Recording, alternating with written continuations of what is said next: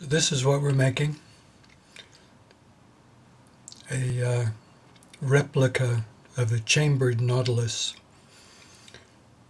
A small amount of wire and increasing spiral and precision soldering.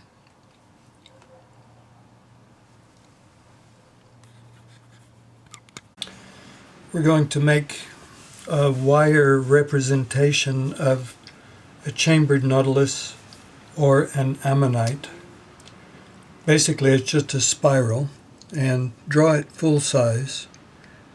And you need to decide whether you're going to have a clockwise or an anti-clockwise spiral.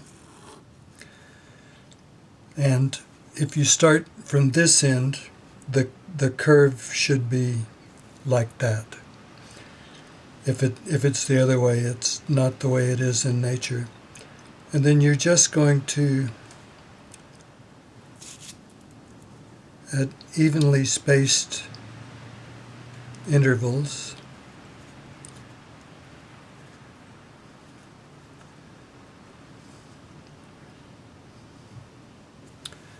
draw your lines.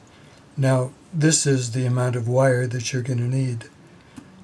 I think we'll make this out of 1.2 wire, and it looks like about 150 millimeters of wire. So what I'll do is I'll start with that. I'll make my spiral, and then we'll just cut each one of these pieces as we go. Now, if you wanted to make what looks like an ammonite, really the only difference is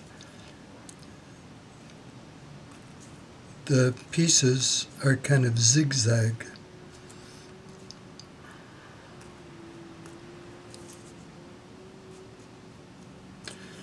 Yeah, so Google pictures of these to see what you really want yours to look like. I kind of lean towards the chambered nautilus, so that's what I'll show you how to make.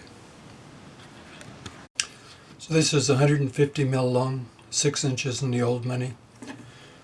Use, well, first, file the end nice and flat and sand it so that it's not rough. 400 grade paper. Then grab the very end with your chain nose pliers, and we want a fairly tight curl. And what we're going to do is just do this by hand, and we're going to look at our spiral. Keep the pliers right on the very end, and you can do all of your forming just with your fingers.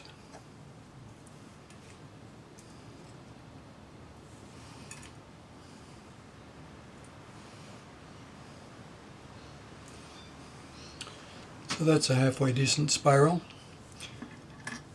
Just do it visually. Your eye will tell you when you have the correct dimensions, and when you get a shape you like, then we'll start cutting our bits of wire that go in.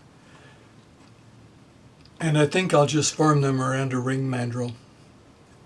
That way I can get smaller as I go and still have the same curve. Okay, we have our spiral, and we want it to open progressively bigger as we go. So small in the middle and then progressively bigger. I forget the mathematical name for that spiral. I'll look it up at some point.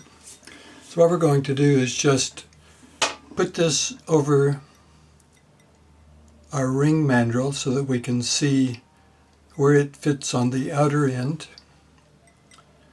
so that we have a nice curve. And I've just got my thumb there. It doesn't really matter what size it says. We're going to go slightly smaller, hold another piece 150 mil long of the same wire, 1.2, and we're just going to hold it on there and wrap it around towards the smaller end. Now it will spring back, so it'll become slightly bigger, and then we can just cut pieces off this spiral, starting at the bigger end for the bigger end, and then as we go in, we'll make it progressively smaller. There won't be much of a curve as we go to the inside. If you want a more visible curve, then you can just take your flat half-round pliers and adjust them manually. So we'll cut the first piece to the approximate shape, file the ends so that they match where the two bits of the wire come together, because we want a good solder joint. Now, what you need to do is, we're having a clockwise spiral, so what we need to do is turn it so that it's anti-clockwise and do our soldering from the back. Okay? I'm just going to cut a little bit of the end off because that's straight and we want it for the curve. So I'll just sit this on here, have a look.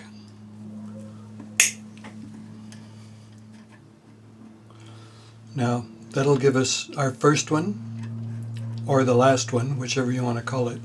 And you can either start at the big end or you can start at the small end. It's all the same, it doesn't really matter. Then when you do your next one, get your spacing so that it looks about right. Cut the wire, file it, solder it again. I do them one at a time. I just hold the wire on the end of my bench peg. Use the number 2 cut flat hand file, 6-inch flat hand file. And you can pretty much do these by eye.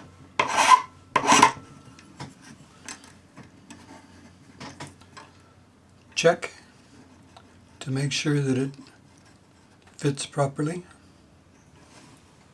I'm happy with that, and we solder it. I'm using hard solder for this, and we'll just flux the spots where the solder touches. Pick up the solder with your brush, nestle it in the little groove in between the wires.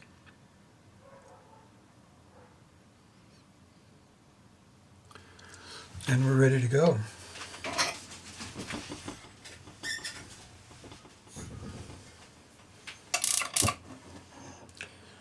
The neutral flame, or your LPG torch, gently warm this up so the flux dries out. And the only reason we do it gently is so that the solder doesn't jump off.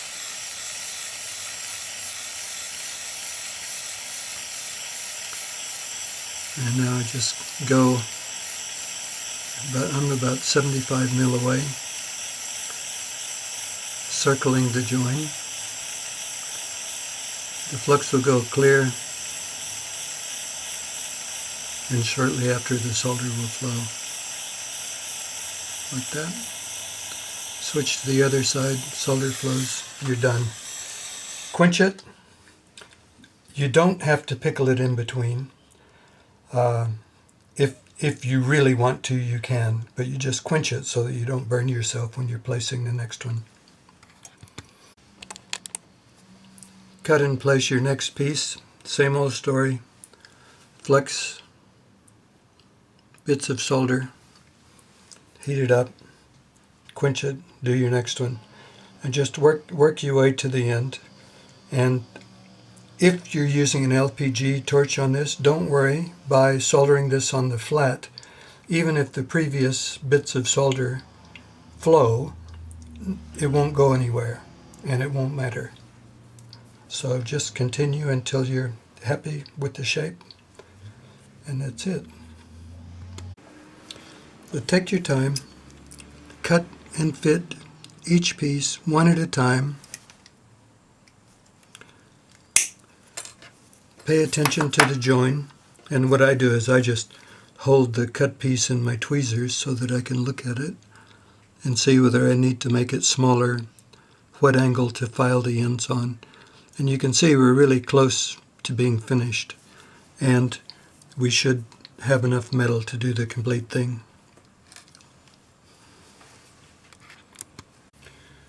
Okay, At this point, you can either put another one in or not. It's up to you. I'm not going to. Now, you need to pickle this. Look at the side that's going to be the front. Make sure that it's all pretty. I've got a couple that could use a little more solder. Tidy that up now. And when you get it the way you like it, make a jump ring for wherever you want to hang it. If you want to hang it from the top, the jump ring up here. If you want to hang it this way, the jump ring here. It doesn't really matter. Close the jump ring, solder it, pickle it all, and tumble it. And you're done. Oh, I forgot hallmarking. So hallmark it somewhere on the back. So this is what we're making. A replica of a chambered nautilus. A small amount of wire and increasing spiral and precision soldering.